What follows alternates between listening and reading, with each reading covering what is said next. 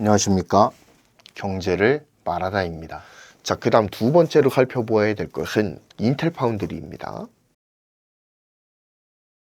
인텔 파운드리는 삼성 파운드리와는 조금 다른 측면에서 접근을 해야 될 필요가 있어요. 왜냐면 삼성전자는 2007년도서부터 시작해서 꾸준히 멈추지 않고 파운드리 사업을 이어나갔거든요. 팀으로 했든 사업부로 했든 어찌됐든 2007년부터 명맥을 계속해서 이어온 결과가 지금의 결과물이라는 거예요. 반면 인텔 파운드리 같은 경우에는 2012년도에 인텔 파운드리 서비스를 시작을 했다가 한번 말아먹었죠. 2018년도에 사업부를 정리를 했습니다. 그러다가 2021년도에 팻 겔싱어 CEO가 취임하면서부터 다시금 파운드리 사업에 뛰어든 케이스가 바로 인텔의 케이스입니다. 자, 그렇다면 인텔 파운드리의 출발점은 삼성 파운드리와 어떻게 달랐을지 지금부터 살펴봅시다. 자, 삼성 파운드리가 자사 주력 산업인 이 메모리 반도체 호황기에 이 사업부를 독립하면서 본격적인 파운드리 사업을 시작을 했다고 한다면, 인텔 파운드리의 경우에는 주력 사업이 위기에 빠져 있을 때 그 대안으로서 파운드리 사업이 등장한 케이스입니다. 삼성 파운드리와 비교했을 때 또 다른 인텔 파운드리의 차이점이 있다면 아까 설명드렸죠? 한번 말아먹은 경험이 있다라는 겁니다.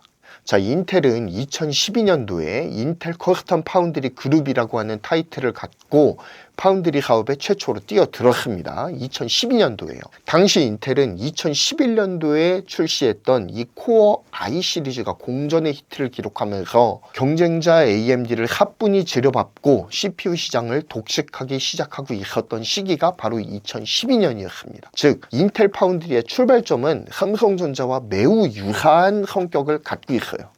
코어 i 시리즈의 시장 지배력을 바탕으로 해서 새로운 사업을 시작한 인텔이었지만, 인텔이 지금까지 주력으로 삼아오던 CPU 사업과는 사업의 생리 자체가 아예 다른 이 파운드리 사업에 뛰어들면서 여러 가지 시행착오에 직면하게 됩니다. 일단 파운드리 서비스는 외부의 IP를 확보해서 그 IP로 설계하는 팹리스를 주요 고객으로 확보하는 사업이거든요. 즉, 이 파운드리 사업은 IP, 그러니까 설계 자산 확보의 싸움이라고 보아도 과언은 아닐 거예요. 하지만 X86 뽕에 취해 있던 인텔은 지극히 폐쇄적인 태도로 파운드리 사업에 접근을 합니다. 자사의 IP를 공유하지도 않았고요. 또한 타사의 IP를 확보하는 것에도 굉장히 소극적으로 임합니다. 몇몇 X86 아키텍처를 기반하여 설계하는 소수의 고객사만을 확보했을 뿐, 인텔 파운드리는 고객사 확보에 처참하게 실패하면서 스디쓴 실패의 잔을 들이켜야만 했죠.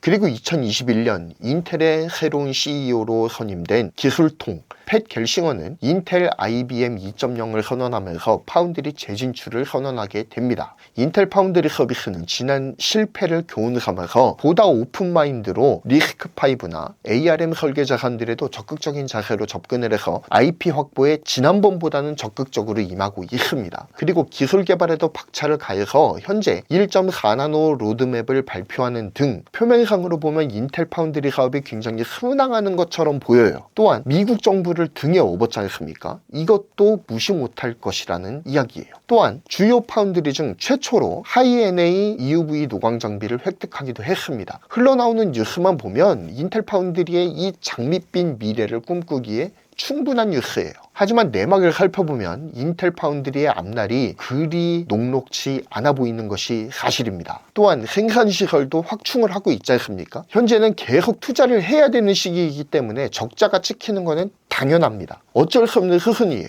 하지만 중요한 것은 이러한 파운드리 사업의 적자를 효과적으로 메워줄 수 있는 캐시카우, 즉 인텔의 주력 사업이 어떻게 되어가고 있느냐라는 겁니다. 앞서 살펴보았던 삼성전자 파운드리는 주력인 메모리 업황에 휘둘리는 모습을 확연하게 보여주고 있죠. 엄청난 초기 투자 비용을 호황기에 있었던 메모리 사업이 감당해 주면서 초기 투자에 공격적으로 임했던 삼성전자는 2023년 반도체 불황기 이전에 파운드리 사업이 흑자 전환하는데 성공까지 했습니다. 그 가능성을 충분히 보여준 바가 있죠. 물론 지금은 어려움을 겪고 있지만 말입니다. 그리고 삼성전자는 2022년 말 인텔과 TSMC에게 반도체 매출 1위를 내주기 전까지에는 줄곧 글로벌 반도체 매출 1위를 유지하고 있었어요. 이것이 의미하는 바가 무엇입니까? 적어도 주력 사업에서는 전혀 흔들리지 않았다라는 거예요. 2023년 제외하고는 말입니다. 꾸준한 일이 흔들리지 않는 편안함을 유지하고 있었다라는 겁니다. 캐시카우가 든든했다라는 거예요. 하지만 인텔은 달라요. 거의 독점이면서 저크가 없다고 여겨졌던 이 CPU 시장에서 유일한 경쟁자인 AMD에게 지속적으로 점유율을 내주면서 위기를 자초하고 있습니다.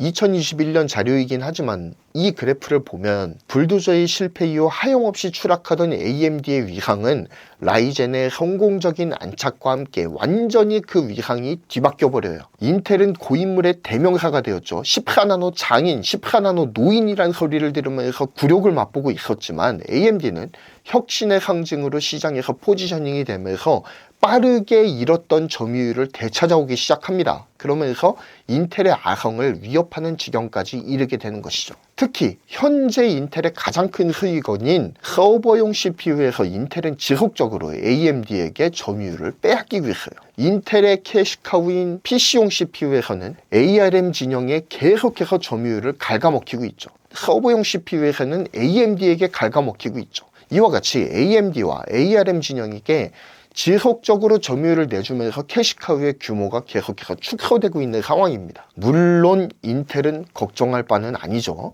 아직도 글로벌 반도체 기업 매출액 순위에서 엔비디아에 이은 세계 2위로 견조한 성적을 보여주고 있는 것은 사실입니다. 하지만 지속적으로 캐시카우인 CPU 분야가 입지를 잃어간다라고 한다면 현재의 영광이 지속될지는 매우 불투명하겠죠. 주력 산업의 앞날이 불투명한 상황에서 신규 사업인 파운드리까지 뛰어들었지 않습니까? 또한 이 파운드리가 돈을 벌어다 주고 있느냐? 아니에요. 적자폭을 키워가고 있습니다. 물론 의도된 적자라고 말할 수도 있겠지만 현재 적자가 굉장히 심각한 상황이죠. 시장에서는 당연히 이러한 상황을 부정적 시선으로 바라볼 수밖에 없다라는 겁니다. 결국 삼성과 인텔 두 파운드리의 차이점은 캐시카우가 견고한가 아니면 위기 상황인가의 차이일 것 같아요. 어차피 파운드리 1등은 부동의 TSMC입니다. 하지만 어느새 2위 싸움이 되어버린 이 파운드리 판에서 삼성과 인텔 이 두 회사 중에 어느 회사가 더 치고 나갈 가능성이 높은가에 대해서 묻는다면 저는 엔비디아 퀄테스트가 만약에 순조롭게 통과를 한다라는 전제 하에서 삼성전자를 꼽고 싶어요. 왜냐하면 아직까지도 주력 산업이 건재하기 때문입니다. 인텔의 주력 산업이 흔들리는 것은 분명 인텔에게 굉장한 악재예요. 반면 삼성전자에게도 위기가 존재합니다. 만약에 엔비디아 퀄테스트에 통과하지 못해서 HBM 납품 시기가 계속해서 뒤로 밀린다라고 한다면 삼성전자 파운드리에게 또 다른 악재로 다가올 수가 있습니다. 또한 아직까지도 메모리 중심의 사업 구조가 바뀌지 않았다라는 것도 삼성전자에게는 굉장한 리스크예요. 경기 민감도가 높은 메모리 사업의 특성이 삼성 파운드리의 리스크라고 볼 수가 있습니다. 이렇게 간단하게 삼성 파운드리와 인텔 파운드리의 현 상황에 대해서 짚어보았습니다. 사실 두 파운드리 모두 위기 상황인 것은 매한가지입니다. 하지만 누가 위기를 타개할 잠재력을 더 강하게 갖고 있는가를 판단한다면 저는 주력 사업이 건재한 이 삼성 쪽에 더 무게를 두고 싶다라는 겁니다. 게다가 인텔은 PC를 제조하지 않잖아요. 하지만 삼성전자는 휴대폰을 제조합니다. 이게 의미하는 바가 뭘까요? 엑시노스가 팔릴 가능성이 있다는 거예요. 삼성전자는 파운드리의 마중물이 될 수 있는 수많은 파생 사업을 갖고 있지만 인텔은 그렇지 못하다는 거죠. 이것 또한 제가 삼성 파운드리를 그나마 좀 더 긍정적으로 바라보는 요인이라고 말씀드릴 수가 있겠습니다. 감사합니다. 경제를 말하다였고요. 구독, 좋아요, 알람 설정 부탁드립니다. 감사합니다.